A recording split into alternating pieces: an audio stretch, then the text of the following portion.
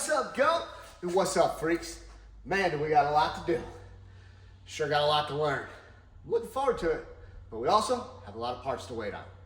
But, like always, Gumpy's not gonna let me wait around. He's gonna make me get to work, so we're gonna do what we can. Are you ready, Go? Let's go! To some losses through the process had me furious, but I got eyes on the vision, can't get delirious. Fall in love with the game and then you marry it. I think I married it. This the anthem. If you reckon with it, put your hands up. Yeah, this the anthem. If you get up and get it, put your hands up. What's up, freaks? It is Sunday, and Gumpy and I are in here at the shop. Oh, does that feel good? Does that feel good? Anyway, we came in here, and we're feeling fired up, right? About the whole process, the progress, the potential of the build, about everything. The channel, us, dadgummit, I'm fired up. So, we figured why not post a video? Because right now, we got a lot going on, so we got plenty of content to make, so let's keep putting it out there. Today we came in here, we're gonna talk about cutoff switches. Now, normally, you're gonna be running some heavy gauge wire to the back of your car, have some massive lever typically, or the key style, whichever, cutoff switch. And it's a lot of wire, a lot of weight, a lot of unnecessary space that some of those levers take up, or you can go with this style. Now this one's from HCR Innovations from Devin Vanderhoof. These things are freaking game changing. So I'll put this right up front. I'm gonna put it kind of almost underneath the dash, right by the shifter. That's where my battery is. Run a short wire to it, and then run the wire where it needs to go. And then you take these handy dandy switches and this small, what is that, 22 gauge probably, wire. And then you got 2 wires, 3 wires to run to the back, depending on what style switch you get. And that's it. Game over. We're gonna run 2 switches. We're gonna have one at the dash. We're gonna have one at the bumper. So I don't know if you guys knew about this because I just found out about it this year. The Deal Brothers had it on their car. Game changing, game changing, game changing. Go check it out. So this is the installer help I get. Here, install this. Install it. Install it. Yeah, don't eat my button, no. I'm gonna put a cutoff switch on you. Anyway, as far as installation, I'm thinking about here. Y'all tell me where you would have put it. And I'll tell you why I'm gonna put it here. This way, it's not gonna interfere with the cable. You know, it'll be visible. I don't think it's too obnoxious. It's still kind of in a centered location, at least, you know, between the plate and the, not like you'd be able to see. Anyway, let me know where you guys would put it. This is where I'm putting it for now. I got a new bumper coming, I think, so we might change some things up then. We'll talk about that later. Get! All right, got the hole drilled. It's pretty daggum snug. I think we're dialed there. Look at that. Would you look at it? Pretty sweet, right? Now that we got the kill switch over on the bumper, we just made this hole a little bit bigger, which was the nitrous arm switch on the dash from the previous owner, and put this there. I think it's perfect. I can reach it. There's nothing that's gonna interfere with it.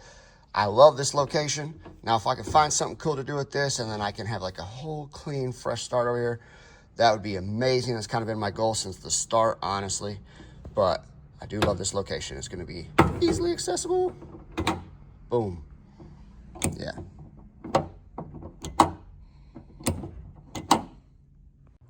I am going to be completely honest with you. One of the things I'm looking forward to the most is just redoing the wiring, kind of getting everything exactly how I want it. Also replumbing some of the things in the engine bay now that I know how it's going to be. But anyway, the HCR relay fit perfect, so I take it.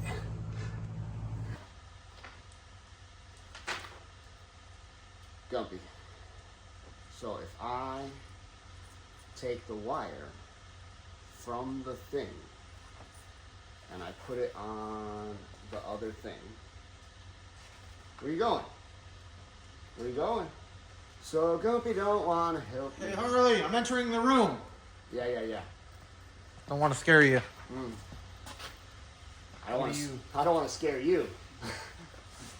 Dude, you've got directions in your hand, which is already scary. What are you trying to accomplish? So, give me the beginner guide to hooking up this relay for my battery. What do you got? I got starter, fuse box, ECU, and alternator at some point. So you putting in, what is that, the HCR? HCR solid state, okay. best I can tell, red wires go with the red wires. Yeah, no. No? I did you do that? Did you wire this car? No. I would not trust red goes to red. I would trace back to what the heck they go to. Like- Make sure that it's right. Like that black one right there on my positive. We'll talk about that Oh, like you got a black on a positive? later. Yeah, that's what I was yeah. talking about, dude. That's why I was tracking back, baby. Yeah, right. I don't care what anybody's done. I want to know where they go. So, short version.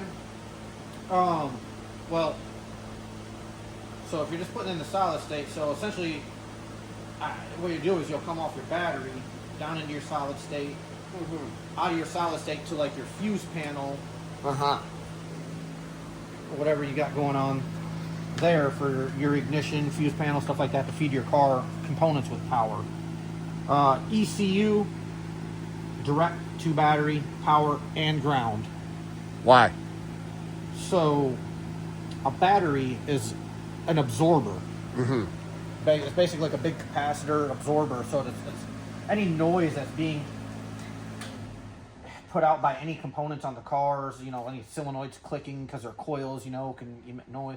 There's just all sorts of things that can go on. Your alternator, you know, can put out noise, and it causes interference with your ECU because it can pick up noise from other components. So, always aftermarket ECUs, directed battery. Gotcha. That is, I mean, Holly says it first step in their directions. Yep. Straight to battery, and people still don't listen. There is a reason for it. Helltech, straight to battery. Yep. Fuel Tech, straight to battery. It doesn't matter what it is. It isn't, when I say this, it doesn't, oh, well, I mean, I have it ran to a power lug, and then the power lug goes to the battery, so straight to the battery. Yeah. No. There's a big circle and a slash. No. You can have these. These right here, a lead comes off your battery, goes to this, and then this goes out to stuff. ECU to battery. Gotcha. Period. Only thing. Okay. So Really, you want a ground also, realistically, in this kind of world, really you should have a ground going directly from your battery to your engine as well to help buffer noise from sensors and stuff like that. So, we're gonna make that happen, though, right? yeah. So basically, starter, fuse box are gonna go on one side of the relay. Battery to that. From battery to ECU. battery, ECU, yep. Battery to ECU for power and ground. Yep. Then all your power stuff, your fuse box, all that is going to come into your solid state and then back out of your solid state to your fuse box, your starter, whatever other components and stuff like that you got around the vehicle. Okay. You know, I've been in some scenarios like where I've went though, you know, and starter went directly to battery because and you get into high amperage draw situations, high compression engines and stuff like that, like you got a 14-to-1, you know, a V8 and a battery located in the trunk. Mm-hmm. The problem that you'll end up in is your kill that you have back there can't carry enough amperage to roll your motor over. So sometimes there is The exception? the exception to the rule where you don't have a choice. Okay.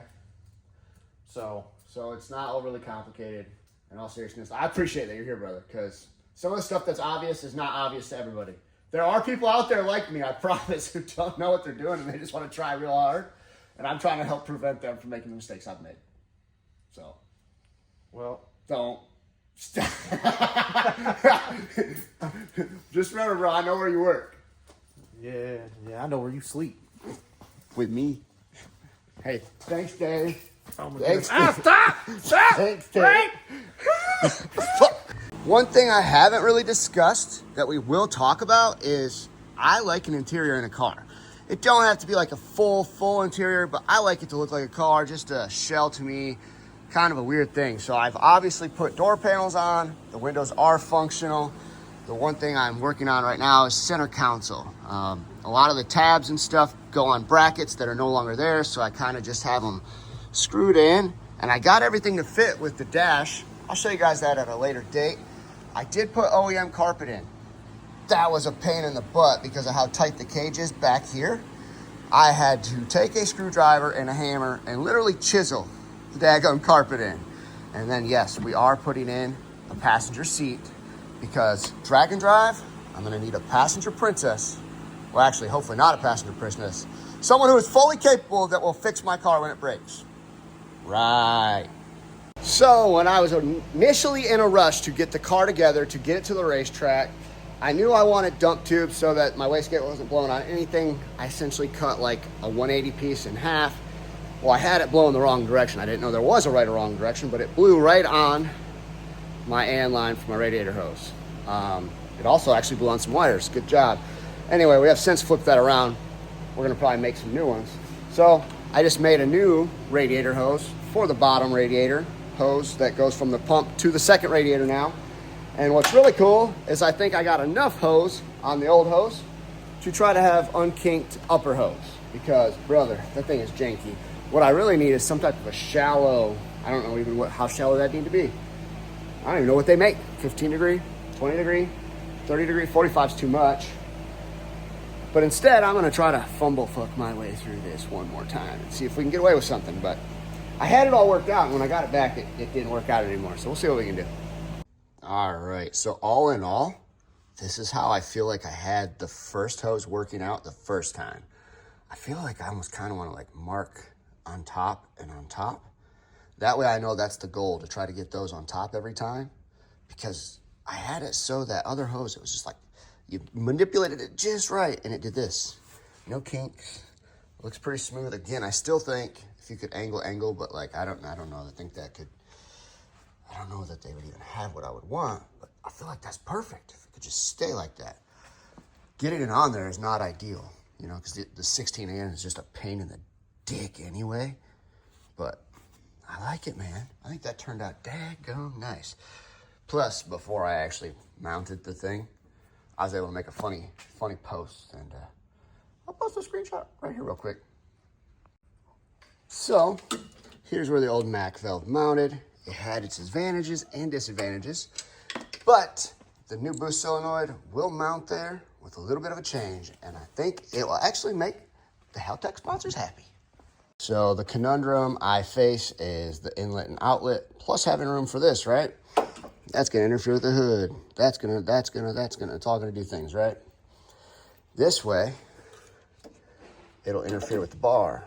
However, flip it like that. Boom, mounting point, can't tell what it is, and I can get fittings on both sides. What are you doing?